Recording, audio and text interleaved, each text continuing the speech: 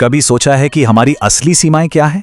क्या वो हमारी उम्र है, हमारी पढ़ाई या हमारे हालात? आज की ये कहानी, ये एक सच्ची कहानी है जो ये साबित करती है कि हमारी असली सीमाएं सिर्फ और सिर्फ हमारी सोच है। सोचिए, ये शब्द उस इंसान के थे जिसने अभी अभी कुछ ऐसा कर दिखाया था जिसे दुनिया नामुमकिन मानती थी।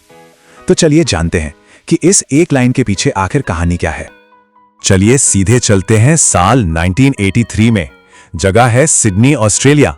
दुनिया की सबसे मुश्किल दौड़ शुरू होने वाली है और स्टार्ट लाइन पे जो माहौल है ना, वो एकदम टेंशन से भरा हुआ है। ये कोई ऐसी वैसी मैराथन नहीं थी। हम बात कर रहे हैं 875 किलोमीटर की, मतलब लगभग दिल्ली से पटना तक की दूरी, जिसे भागकर पूरा करना था। इस दौड़ में सिर्फ दुनिया के बेस्ट, एकदम साइंटिफिक तरीके से ट्रेनिंग लिए हुए एथलीट ही हिस्सा लेने की हिम्मत करते थे। और तभी इन सुपर एथलीट्स के बीच कुछ ऐसा होता है जिसे देखकर सब हैरान रह जाते हैं। एक 61 साल का किसान, नाम था क्लिफ यंग, स्टार्ट लाइन पर आकर खड़ा हो जाता है। उसने कोई महंगे रेसिंग वाले कपड़े नहीं पहने थे। पैरों में थे वही रबड़ के बूट जो वो अपने खेत में भेड़ों के पीछे भागते वक्त पहनता था। और जैसे ही रेस शुरू हुई, एक ऐसी स्ट्रैटेजी सामने आई जिसके बारे में किसी ने सपने में भी नहीं सोचा था। देखिए, जितने भी प्रोफेशनल एथलीट थे, उनका एक सीधा सा रूल था जो विज्ञान पर आधारित था। 18 घंटे दौड़ो, फिर 6 घंटे सो जाओ। ये जरूरी था बॉडी को रिकवर करने के लिए। ये साइंस थी। लेकिन क्लिफ, उसे तो ये रूल पता ही नहीं था। वो बस अपने अजीब से स्टाइल में धीरे धीरे दौड़ता रहा। अब देखिए, होता क्या है, हर सुबह जब प्रोफेशनल एथलीट अपनी 6 घंटे की नींद के बाद उठते तो उन्हें एक ही खबर मिलती कि वो बूढ़ा किसान, वो तो पूरी रात दौड़ता रहा। पहले दिन वो सब हंसे, दूसरे दिन वो हैरान हुए और तीसरे दिन तक उनकी हंसी गायब हो चुकी थी। जिसे वो मजाक समझ रहे थे, वो अब उनसे मीलों आगे निकल चुका था। तो नतीजा क्या हुआ?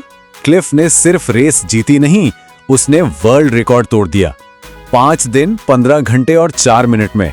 और जो रनर दूसरे नंबर पर आया ना, वो क्लिफ के फिनिश लाइन पार करने के पूरे 10 घंटे बाद पहुंचा। 10 घंटे! पूरी दुनिया बस यही सोच रही थी, ये कैसे हो गया?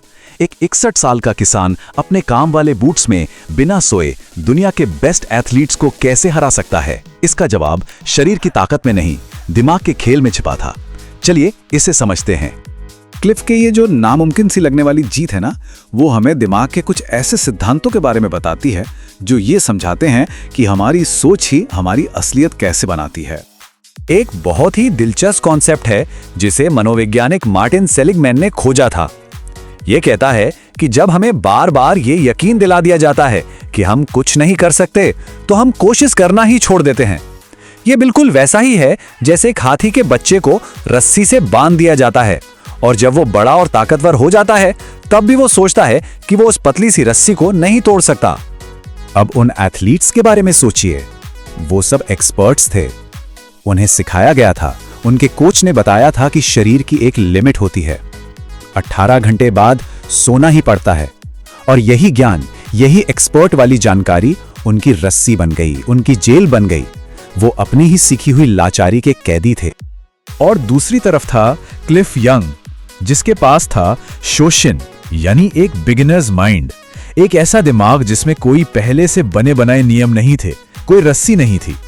उसे किसी ने नहीं बताया था कि सोना जरूरी है। उसे किसी ने नहीं सिखाया था कि 61 साल की उम्र में इंसान थक जाता है। उसका दिमाग उन सारी सीमाओं से आजाद था, उस रस्सी से आजाद था जिसे बाकी दुनिया ज्ञान या एक्सपीरियंस कहती है। और ये सिर्फ कोई फिलॉसफी या मोटिवेशनल बात नहीं है, ये दिमाग का पक्का विज्ञान है। आइए देखते हैं कि कैसे हमारे विचार सच में हमारे दिमाग के तारों को, उसकी वायरिंग को बदल सकते हैं। न्यूरोप्लास्टिसिटी ये एक कमाल की साइंटिफिक खोज है जो कहती है कि हमारा दिमाग कोई पत्थर की लकीर नहीं है, बल्कि गीली मिट्टी जैसा है।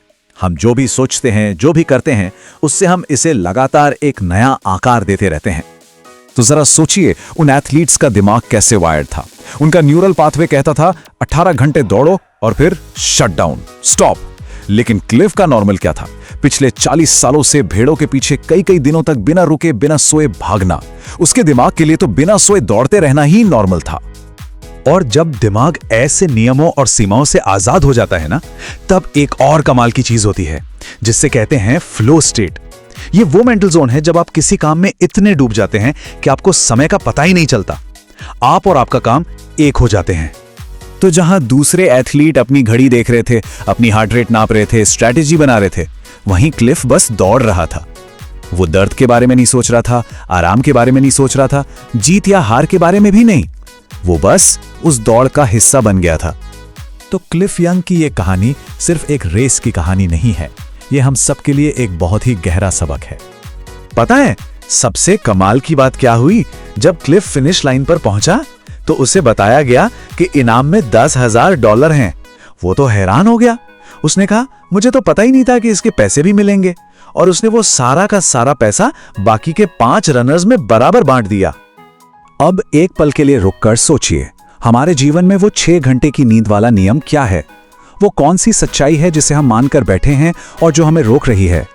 क्या वो ये है कि एक उम्र के बाद कुछ नया नहीं सीखा जा सकता, या ये कि एक अच्छी नौकरी के लिए एक बड़ी डिग्री होना जरूरी है? ये सब वही 6 घंटे की नींद वाले नियम हैं। तो जरा सोचिए, क्या होगा अगर हम भी इन तथाकथित एक्सपर्ट्स को नजरअंदाज कर दें और बस दौड़ना शुरू कर दें? क्लिफ ने दिखाया कि तब हम नियम नहीं तोड़ते, हम नए नियम बनाते हैं। देखिए, असली दौड़ किसी सड़क पर नहीं होती, वो हमारे अंदर होती है, हमारे डर और हमारे विश्वास के बीच। तो चलिए आज उस किताब को बंद करते हैं जिसमें नियम लिखे हैं और अपनी दौड़ शुरू करते हैं, क्योंकि क्या पता हमारी दौड़ में भी सोना जरूरी ना हो।